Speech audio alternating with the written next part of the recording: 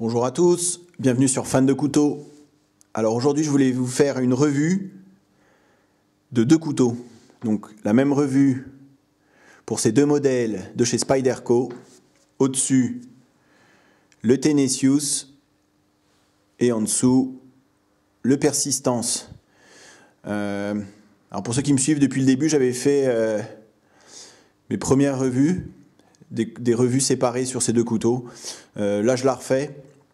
Encore une fois, je vais essayer de ne pas dépasser les 10 minutes pour vous présenter les deux modèles en même temps. Ils sont très très similaires. Chez Spyderco, ils ont fait, ça c'est l'entrée de gamme de chez Spyderco. Ils ont fait 4 modèles. Vous avez un petit modèle, le Ambitious. Bon, je ne l'ai pas. Je trouve que c'est bien trop petit. Le Persistance, le Tenesius et au-dessus, donc plus grand, le Resilience, qui est vraiment très très grand, que j'ai pas non plus, je trouve voilà, un peu trop grand et je l'ai pas acheté. Donc ça c'est les deux modèles du milieu. Je vais vous donner quelques dimensions pour que vous puissiez bien les situer. La lame, la taille de la lame sur le Ambitious c'est 7 cm et sur le Tenesius c'est 8,5. Voilà, 1,5 cm de différence, ça peut faire beaucoup, n'est-ce pas messieurs? Lors de phase de coupe, quand on l'a dans la poche, la poignée c'est presque la même. Je vais vous montrer la longueur fermée. Il n'y a vraiment pas beaucoup de différence une fois qu'ils sont fermés. Longueur fermée sur le Ambitious, c'est 10,5 cm et sur le Tenesius, c'est 11. Donc vous avez 0,5 de différence entre les deux une fois fermés. Alors pour ceux qui hésitent, ces dimensions, elles devraient vous faire pencher pour l'un ou l'autre, je pense, parce que quand on sait que fermé, il n'y a que 0,5 d'écart et que ouvert, vous avez 1,5 cm de lame en plus sur le Tenesius, moi, je pense qu'il n'y a pas photo. Enfin bon, ça après c'est personnel. Donc c'est exactement le même acier utilisé. Donc, acier utilisé sur ce couteau, je vais zoomer sur la lame, 8CR13 MOV. Donc, 8CR13, acier entrée de gamme chez Spyderco. Émouture plate sur les deux. La particularité de ce Spyderco, c'est que vous avez le tranchant qui commence juste ici, donc juste à la poignée. C'est assez rare pour le préciser chez Spyderco. Souvent, vous avez un finger choil, voyez, comme ici. Donc, il vous rajoute de la taille de lame sans vous rajouter de tranchant. Ici, la particularité, et c'est ce qui fait, je pense, la beauté de cette lame aussi. Je trouve ça fait vraiment des très belles lames.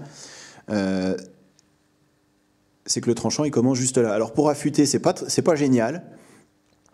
C'est mieux qu'il y ait un petit décroché pour l'affûtage, parce que là c'est assez galère d'arriver jusque là. On a tendance, si vous l'utilisez sur une pierre, à frotter un petit peu la poignée. Mais bon, c'est quand même, ça donne une particularité à ce couteau.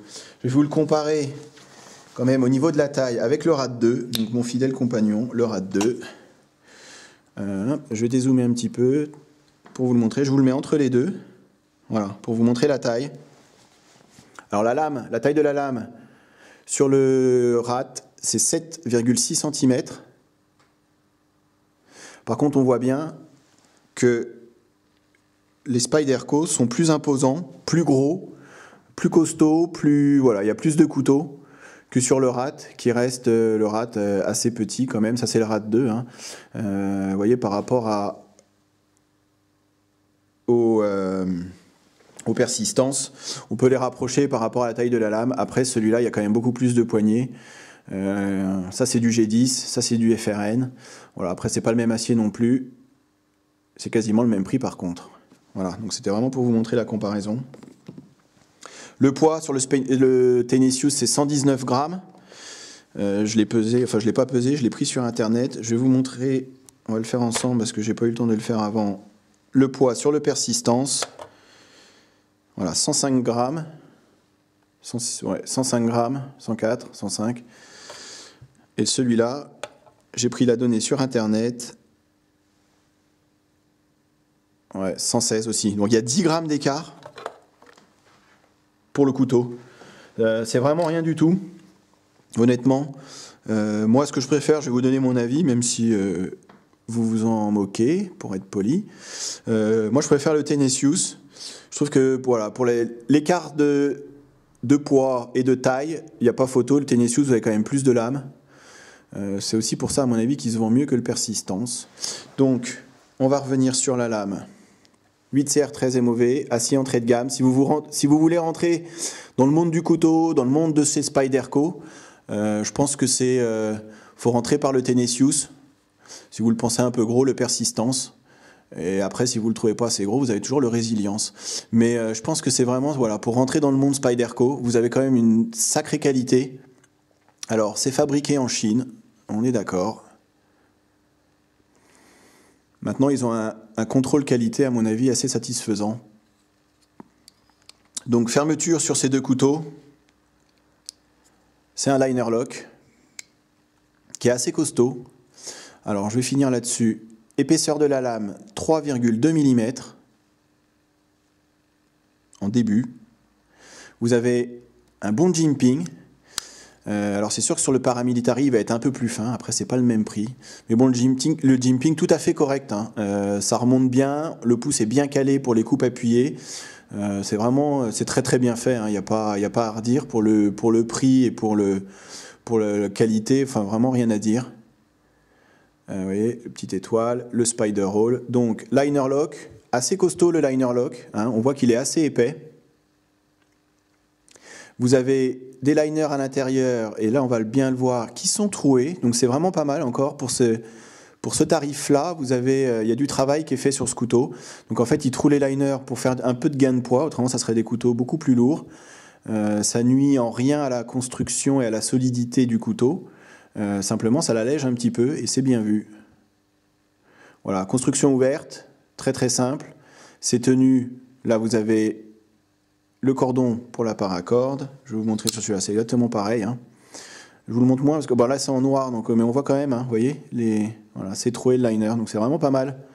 Encore une fois, c'est des couteaux vraiment entrée de gamme chez Spyderco et ils font, voilà, il y a quand même du travail de fait dessus. Vous avez quand même un couteau de qualité. Après, c'est Spyderco, donc il faut quand même qu'ils peuvent pas faire de la merde. Donc, trou pour la dragonne, construction ouverte, il est tenu par donc là, le clip ceinture, par le trou pour la dragonne.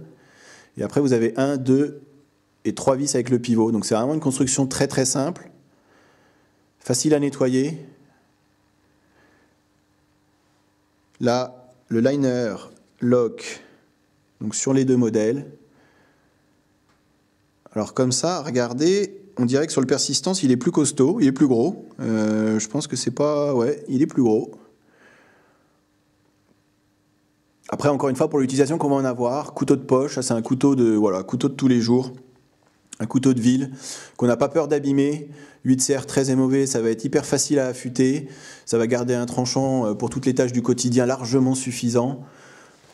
J'ai rien à dire sur le 8CR13, c'est pas le meilleur des aciers, mais après, encore une fois, ça c'est vraiment un couteau de poche. On peut faire un petit peu de travail sur le bois sans aucun problème. Maintenant, on va pas faire du bâtonnage avec, c'est pas fait pour ça. La poignée, manche en G10, donc le G10, celui-là est un peu moins grippant que sur le paramilitary, c'est un peu plus lisse. Bon après, c'est pas le même prix encore une fois, mais c'est pas mal fait. On voit qu'il y a quand même du... Vous voyez, ils ont arrondi le... J'essaie de zoomer pour bien vous montrer. Je vais mettre l'autre parce qu'on le voit mieux avec la visserie. Vous voyez, la visserie est fondue aussi dans la poignée. Donc, vous voyez, c'est quand même...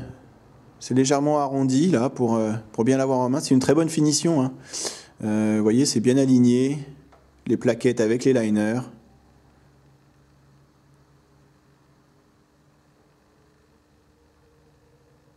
Je vous dis, si vous voulez rentrer chez Spyderco dans le monde du couteau et vous n'avez pas un gros budget, je pense que ces deux couteaux, même ces 4 couteaux, si on parle du Ambitious et du Résilience, ça reste un excellent choix. Vous voyez, là, il y a la petite bille dans le liner pour la rétention de lame. Alors, mon Ambitious, mon Persistance, il frotte un peu. Vous avez des rondelles en cuivre à l'intérieur. On va peut-être mieux les voir sur le noir. Si j'arrive à zoomer un petit peu. Donc vous avez quand même il y a des rondelles en cuivre. Là on les voit, voilà. Alors, le Tennis-Use, il s'ouvre vraiment tout seul, sans aucun problème. Très très doux. Fermeture une main, hein, c'est tout à fait possible. Très très doux. Par contre, mon Persistance, il agrippe un peu, il accroche un peu. Alors, c'est pas catastrophique, mais vous voyez, c'est beaucoup moins souple que sur le Tennis-Use. Alors, je sais pas pourquoi, c'est comme ça. La finition, centrage de la lame, c'est pas mal. Et sur le Tennis-Use, c'est pas parfait, mais c'est pas mal. Je vous dis, c'est vraiment deux couteaux qui sont hyper bien finis pour le prix. Donc le Tennis-Use, c'est 54 €. Alors il existe avec une lame satin également, avec des serrations tout du long, donc des dents, ou seulement sur la moitié de lame. Bon, moi j'aime pas les serrations, ça c'est personnel. Je trouve que voilà, quand ça coupe, une lame lisse, ça coupe. Donc 54 €. Celui-ci, il coûte 49 €. Donc encore une fois, pour l'écart de prix, l'écart de taille, l'écart de poids, moi je pense qu'un Tennis-Use, si vous devez en avoir qu'un, je pense qu'il vaut mieux opter pour le Tennis-Use. Ça va vous offrir plus de couteaux pour quasiment le même prix et le même poids. Après, celui-là va être un petit peu plus facile à transporter. Ça fait peut-être un peu moins peur aussi quand on le sort. Tout aussi élégant. Vraiment la finition, top. Je vais pas parler du clip ceinture.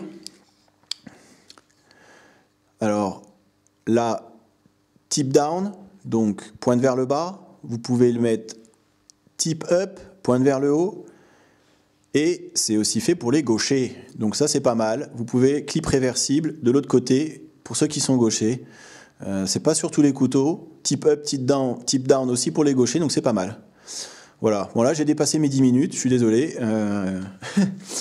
Mais bon, voilà. Vous avez vraiment mon point de vue sur ces deux couteaux qui sont, pour finir, vraiment... Voilà, pour 50 €, vous avez un super couteau. Vous rentrez chez Spyderco, dans le monde du couteau. Par la petite porte, ils sont très bien finis, vous en serez vraiment pleinement satisfait. Et pour s'entraîner à affûter, pour s'entraîner à l'ouverture avec le Spider Roll, c'est vraiment des couteaux qui sont... voilà, celui-là, il est vraiment hyper doux. Vous voyez, après, différent par le doigt du milieu. Vraiment, voilà, si vous voulez, encore une fois,